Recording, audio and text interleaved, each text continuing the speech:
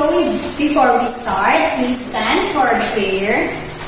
Heavenly Father, thank you for this day. Bless us and Jesus we pray. Amen. Good morning, class. Okay, before you take your seat, let's have our energizer to energize everyone's mind. Are you ready? Okay, very good.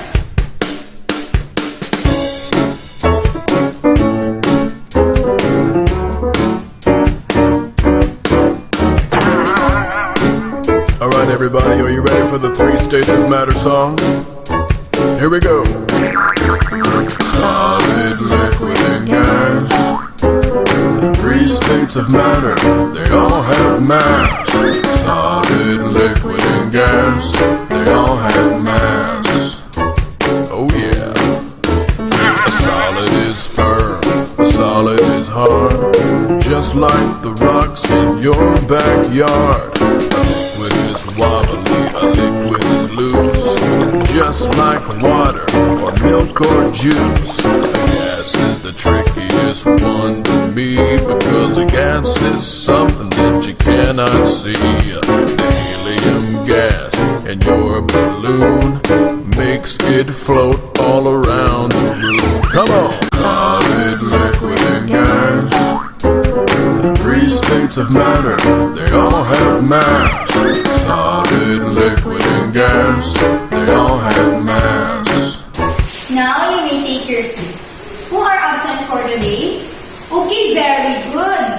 No one is absent for today. Class, what are our classroom standards to be followed when the class is going on? Okay, very good. Listen attentively. What else? Oh, okay, very good. Raise your right hand if you want to answer. Okay, now who still remember our last topic yesterday? Yes, Max? Okay, our last topic yesterday is about 3 phases of matter, the solid and liquid. We have 3 phases of matter, but we discussed only 2 phases of matter yesterday, the solid and liquid. Again, what is matter? Okay, very good. When we say matter, it is anything that occupies space and has weight and mass. Now, what is solid? Okay, solid objects have color, size, shape, texture, and hardness. Very good. And last, what is liquid? Yes, liquid have color, smell, and texture. They don't have their own shape, but they only take the shape of their container. Okay, very good. All your answers are correct. Let us all clap our hands. So now, I will show you some pictures, and I want you to do is take down notes the name of the objects, okay? First one. Are you done? Okay. The next one. And the last one. So class, I will ask you questions. What is this? Okay, very good, helium. And what is this? Very good, carbon dioxide. And the last one, what is this? Okay, it's a balloon. Very good. Let us all clap our hands. So now, let's have our activity. First activity. Our activity is called Fix Me.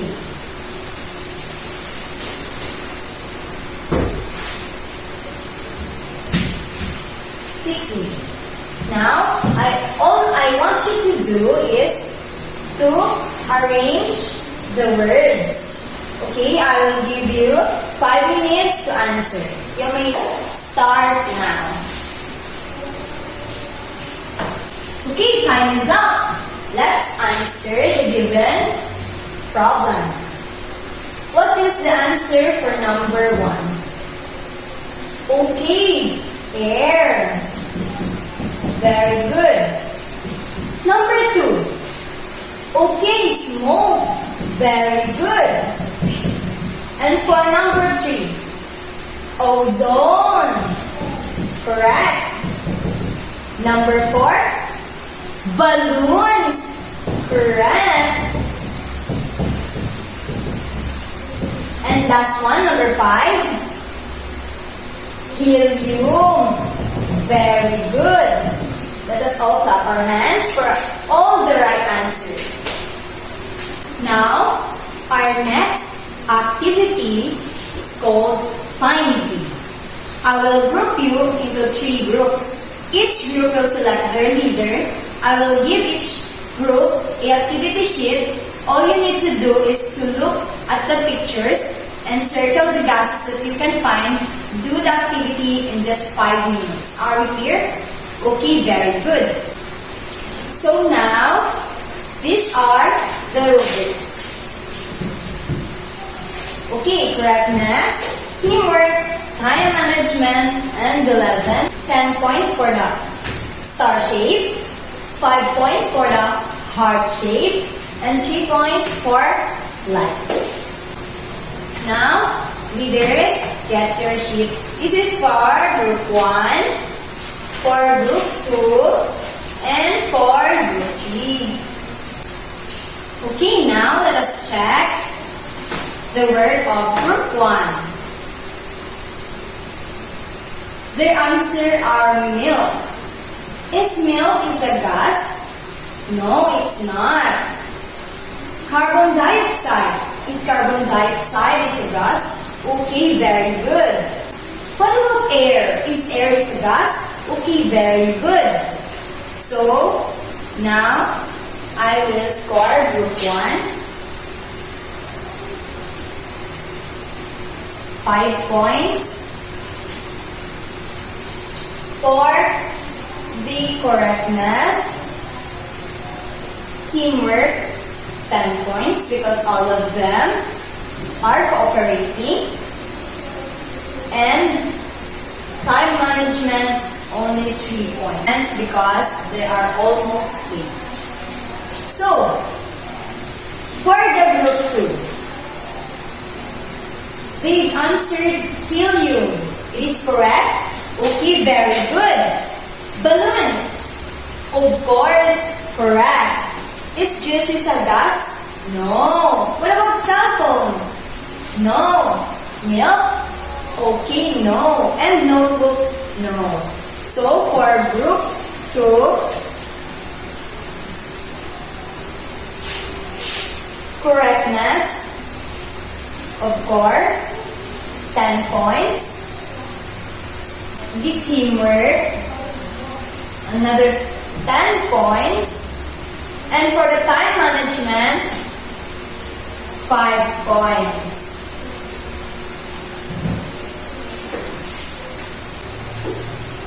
For the last group, group 3, is air is a gas? Okay, very good. What about blackboard? No, it's not. A rain? No, it's not. Can you see a picture of gas? Yes. What it is? Carbon dioxide. So, for the correctness, I will give you 5 points. For the teamwork, I will give you 3 points because some of you are not helping. And time management, 3 points because you didn't pass your work on time. So before we formally start, let us all read our objectives. The students will be able to give example of gas, identify what is gas, and the students will be able to appreciate the use of gas. So now, class, do you have any idea what our topic for today will be? Very good. It's all about gas. Correct. For today's lesson, we will be discussing about gas. So, class, what is gas? Okay, Tob? Okay, very good. Gas is the state in which matter expands to occupy the volume and shape of its container. Okay, now let us all read. What is gas? Gas is a which matter expands to occupy the volume and shape of its container. Gases have lower density and other states of matter such as solids and liquids. There is a great deal of empty space between particles which have a lot of kinetic energy. The particles move very fast and collide into one another, causing them to diffuse or spread out until they are evenly distributed throughout the volume of this container. So class, solid, the molecules are intact together. The liquid, the molecules are even attached. And gas, the molecules are separated. Okay, again, let us all read. Gas has no color, taste, or texture, and they only take shape of what they are put in. Since you can hold them in your hands, like liquids, they don't have definite shape and only take the shape of whatever they put in. Let's have a balloon for example. When you pump air, which is a gas, into the balloon, it goes into this bigger circular shape.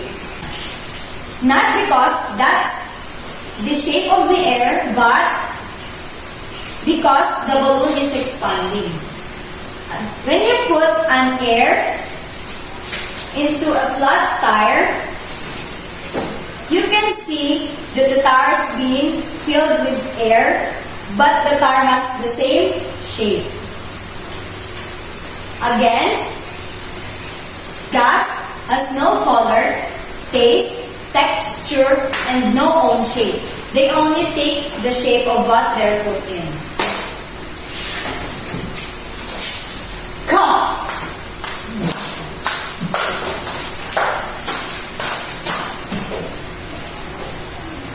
Again, let us all read. Gas is one of the three forms of matter. Gas is the state in which matter expands to occupy the volume and shape of its container. Gases have lower density than other states of matter, such as solid and liquid. There is a great deal of empty spaces between particles, which have a lot of kinetic energy. The particles move very fast and collide with each other, causing them to diffuse or spread out until they are evenly distributed throughout the volume of the container. When solid is converted into liquid, it turns into melting. When liquid converted into gas, it turns into vaporization. And when solid converted into gas, it turns into sublimation, correct? Again, when solid converted into liquid, it turns into melting. Very good. How about liquid? When liquid converted into gas, it turns into, vaporization. And last, if solid converted into gas, it turns into sublimation. Very good. You are really listening, so clap our hands. An example of gas is air. Can you give me some example of gas? Yes, Yana. Carbon dioxide. Correct. What else? Yes, Dave. Helium. Okay, very good. Now, do you understand what is gas, class? Okay. Again, what is gas? Oh, very good. Gas is the state in which matter expands to occupy the volume and shape of its container. Very good, class. What else? Okay, gas has no color, taste, and texture. Very good. Again, what do we call the things around us? A matter. Good. What are the three states of matter? Solid, liquid, and gas. Now, what is the state of matter that usually cannot be seen, spread out easily, and also takes the shape of its container? Okay, very good. A gas. Let's give everyone a fireworks clap. Okay, now let's have again our activity.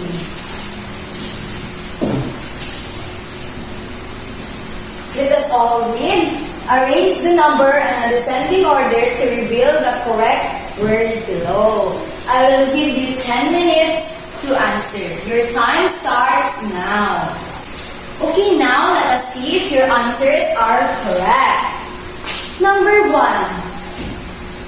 What are the answer for number 1? Okay, gas. Very good.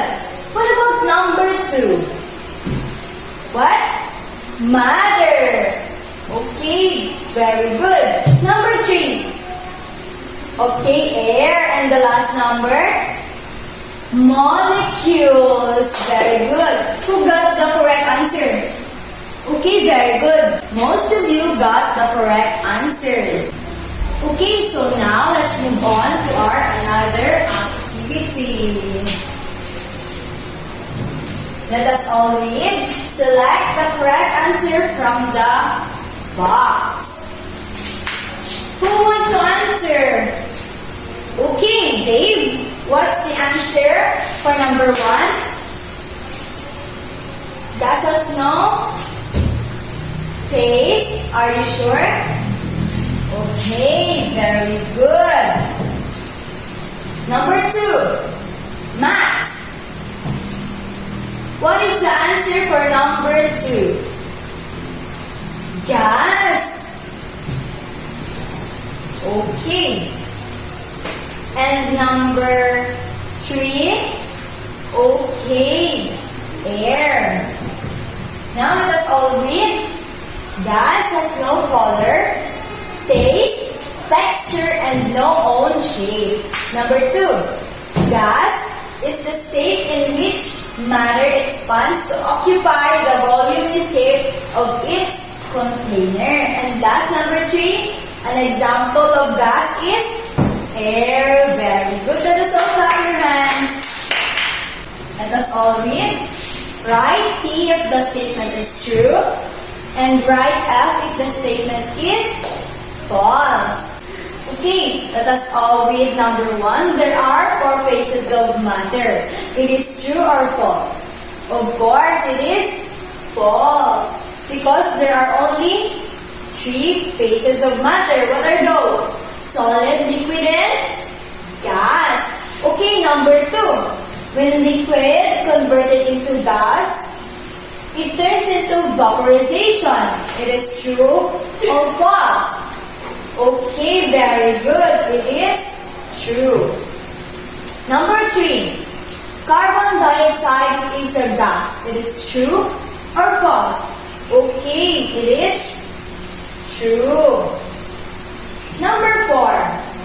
The 3 phases of matter are solid, mass, and gas. It is true or false? No, it is false.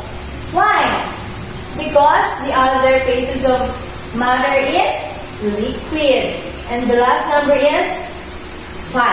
Let us all read. Helium is a gas that is used in balloons. It is correct or not? It is correct. So it is true. Very good. Okay, now, so for our last activity, let us all read multiple choice. Encircle the letter of the correct answer. I will give you 10 minutes to answer in your notebook. Your time starts now. Okay, time is up. Let us check your answers. Let us all read number 1. Matter changing from a solid to gas is called A. Evaporation, B. Sublimation, C. Deposition, or D. Melting. What are the correct answer?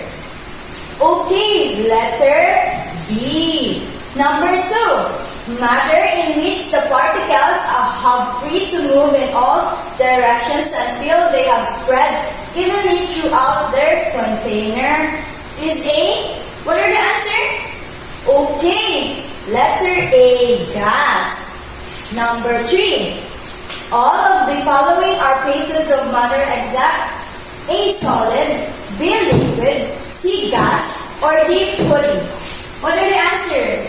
Okay, letter D. Because the only phases of matter are solid, liquid, and gas. Very good. Number 4. Matter that does not have a definite shape or volume. A. Plasma, B. Liquid, C. Gas, or D. Solid? Okay, gas. Okay, last number 5. All of the following are example of gas except A. Milk, B. Carbon dioxide, C. Helium, or D. Water vapor. Okay, very good. Milk. Who got the correct answer? Okay, very good. Some of you got the correct answer. Let us all clap our hands. Please bring out your notebook and copy your assignment. Let us all read. Cut out 3 pictures of gas and paste it in your notebook. Are you all done? Okay, now I am requesting everyone to please stand. Goodbye, children. See you tomorrow.